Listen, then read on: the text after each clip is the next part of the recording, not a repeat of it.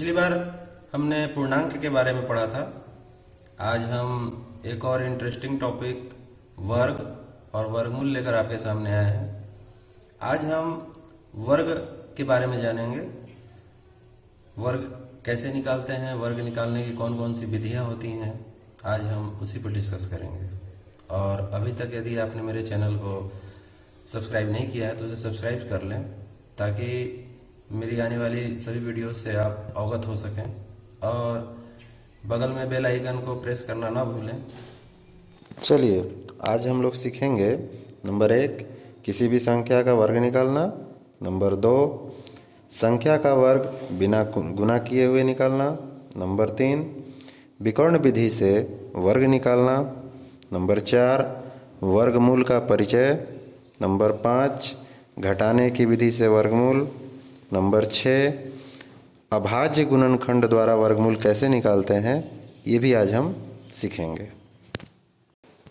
वर्ग की परिभाषा देख लेते हैं। किसी संख्या को उसी संख्या से गुणा करने पर जो गुणनफल प्राप्त होता है वह उस संख्या का वर्ग कहलाता है।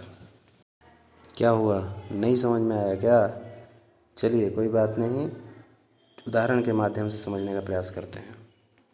यहाँ आप देख रहे हैं 2 का वर्ग किया हुआ है, अर्थात 2 का गुणा 2 से ही किया गया है तो हमें 4 प्राप्त होता है। इसी प्रकार 3 का वर्ग निकालने के लिए 3 का गुणा 3 से किया जाता है तो हमें 9 प्राप्त होता है। 4 का वर्ग निकालने के लिए 4 का हमें गुणा 4 से ही करना पड़ेगा, जिससे कि हमें 16 प्राप्त होता है। अर्थात हम यह कह सकते हैं कि 4 2 का वर्ग है, 9 3 का वर्ग है, 16 4 का वर्ग है। जिससे यह स्पष्ट होता है कि अगर किसी संख्या का वर्ग निकालना है तो उस संख्या को खुद से यानी उसी संख्या से गुणा करना पड़ेगा और जो संख्या प्राप्त होगी वह उस संख्या का वर्ग कहलाएगी। तो अब आप पूरी तरह से समझ गए होंगे कि वर्ग क्या होता है। हाँ सर, हम समझ गए हैं। चलिए अब आगे हम किसी भी संख्या का वर्ग निकालना सीखते हैं बिना गुणा किए हुए। अभी तक हमने जो भी वर्ग निकाला गुणा करके निकाला, लेकिन अब हम बिना गुणा किए संख्याओं का वर्ग निकालने की जो विधि होती है उसको सीखेंगे। चलिए अब हम देखते हैं, हमें 24 का वर्ग करना है। तो 24 का वर्ग करने के लिए हम डायरेक्ट 24 में 24 से गुणा नहीं करके बिना गुणा किए उसका वर्ग निकालने का प्रयास करते हैं। सबसे पहले देखिए 24 को हम 20 + 4 लिख सकते हैं और पिछली कक्षाओं में हम पढ़ चुके हैं कि a + b का होल स्क्वायर का फॉर्मूला a² + 2ab + b² होता है। जहां हम देख रहे हैं कि a की जगह पर 20 है और b की जगह पे 4, तो फॉर्मूले में जहां a है वहां पे हम 20 रख देंगे और जहां b है वहां पे हम 4 रख देंगे। इस तरह से 20 का स्क्वायर प्लस 2 × 20 × 4 प्लस 4 का स्क्वायर हमें प्राप्त होता है। स्क्वायर अर्थात वर्ग। 20 का वर्ग करने पे हमें 400 प्राप्त होता है और 2 में 20 से गुना करने के बाद और 4 से गुना करने के बाद हमें 160 प्राप्त होता है और 4 का वर्ग 16 होता है। अंत में तीनों को जोड़ने पर 576 प्राप्त होता है।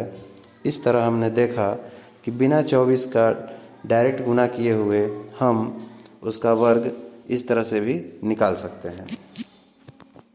चलिए अब हम विकर्ण विधि से वर्ग निकालना सीखते हैं। ये विधि भी काफ़ी सरल है अगर इसको आप ध्यान से देखेंगे तो।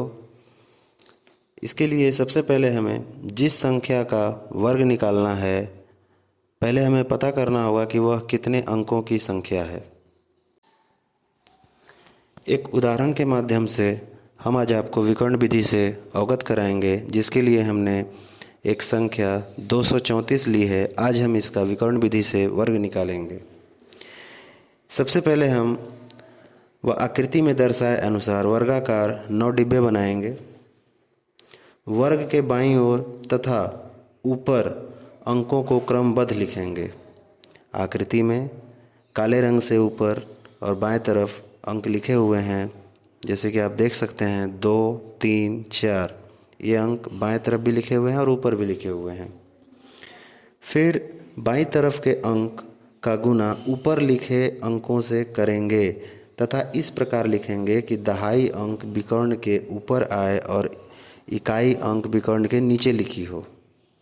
अर्थात 2 का गुना हम जब 2 से करते हैं तो हमें 4 प्राप्त होता है। 4 में सिर्फ इकाई अंक है, दहाई अंक तो नहीं है, इसलिए हम इकाई विकर्ण के नीचे 4 लिखेंगे और विकर्ण के ऊपर हम 0 लिखेंगे। इसी प्रकार हम 2 का गुना 3 से करेंगे, 4 से करेंगे, फिर 3 का गुना 2 से, 3 से और 4 से करेंगे। वहाँ पर ध्यान दीजिए, 3 का गुना जब हमने 4 से किया तो हमें 12 प्राप्त हुआ। 12 में इकाई अंक भी है और दहाई अंक भी है, तो विकर्ण के नीचे हमने 2 लिखा है और विकर्ण के ऊपर हमने 1 लिखा है।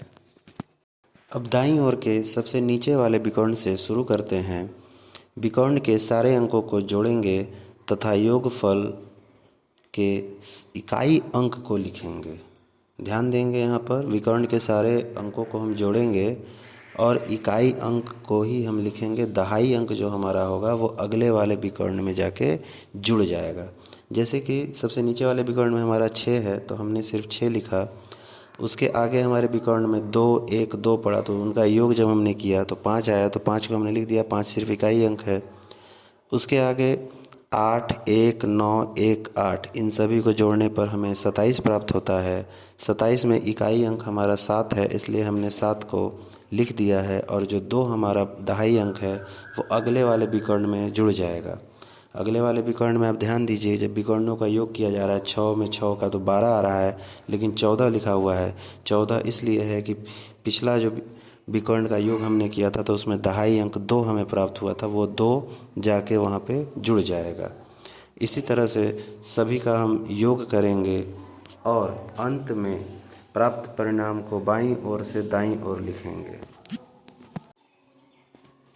अर्थात जो हमारा शुरू में इकाई अंक ऊपर से 5 आया, फिर 4, 7, 5, 6, यही हमारा वर्ग हो जाएगा। 234 का जब हम वर्ग करेंगे तो हमें यही प्राप्त होगा, 54,756। तो आज के लिए इतना ही।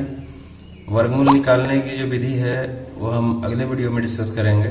वीडियो काफ़ी लंबा हो जाता और उबाऊ हो जाता, इसलिए अगला जो वीडियो मेरा आएगा उसमें वर्गमूल निकालने की कौन कौन सी विधियां होती हैं उसके बारे में हम लोग डिस्कस करेंगे। अच्छा बच्चों, आज के लिए बस इतना ही। अगली बार फिर किसी टॉपिक के साथ एक और वीडियो के साथ मैं आपके सामने प्रस्तुत होऊंगा। तब तक के लिए घर पर रहिए, सुरक्षित रहिए और मन लगाकर पढ़िए। धन्यवाद।